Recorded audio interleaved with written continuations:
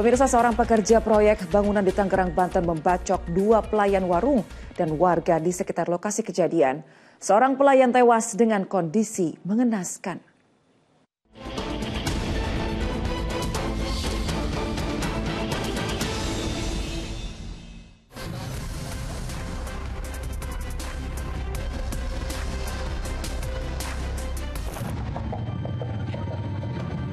Olah TKP kematian Ngatisah, pelayan warung nasi di Kampung Besar Binong, Kecamatan Curug, Kabupaten Tangerang ini jadi pusat perhatian warga.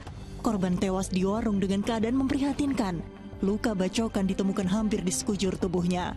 Sementara Sumarni, temannya sesama pelayan, terluka tusuk di punggung. Mulanya insiden itu diketahui oleh warga yang mendengar suara keributan dan teriakan minta tolong. Terduga pelaku lalu kabur keluar warung. Warga yang berpapasan dengannya ikut dilukai. Warung makan itu berada di depan proyek pembangunan. Warteg itu memang disediakan untuk menyuplai makanan bagi para kuli bangunan. Dalam tempo 3 jam, polisi menggulung sang pembunuh di bedeng proyek saat ia beristirahat.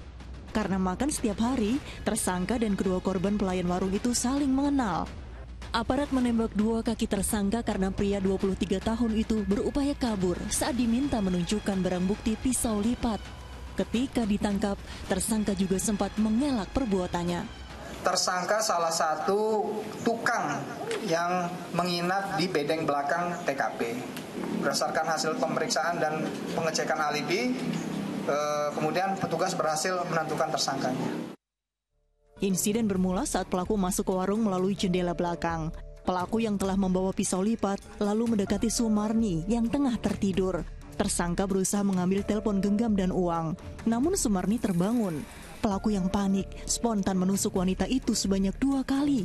Mendengar teriakan temannya, Ngatisah yang tidur di kamar sebelah ikut terbangun. Naas Ngatisah yang lantas dihampiri tersangka ditusuk secara membabi buta hingga membuat korban meninggal dunia di tempat.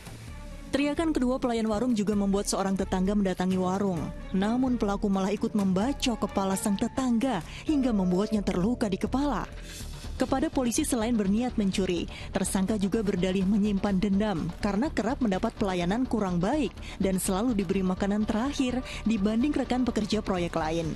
Untuk motif hasil pemeriksaan, proses penyidikan tetap pada motif awal bahwa si pelaku ini sakit hati karena pada saat memesan makan selalu diakhiri.